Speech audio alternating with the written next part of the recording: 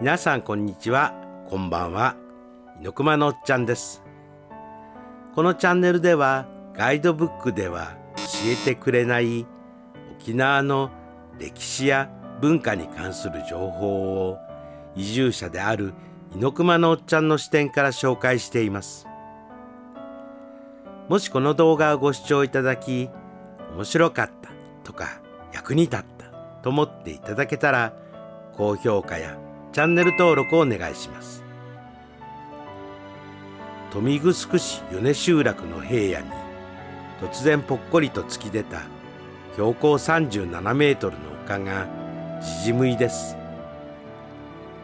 大昔この一帯はサンゴ礁に囲まれた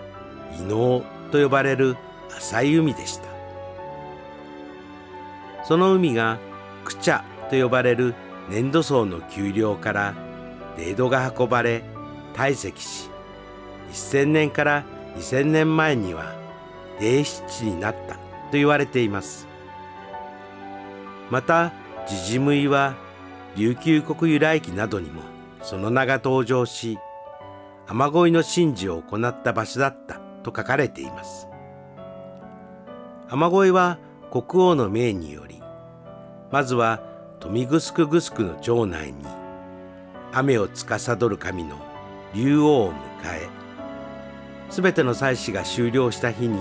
ジジムイに向かいます。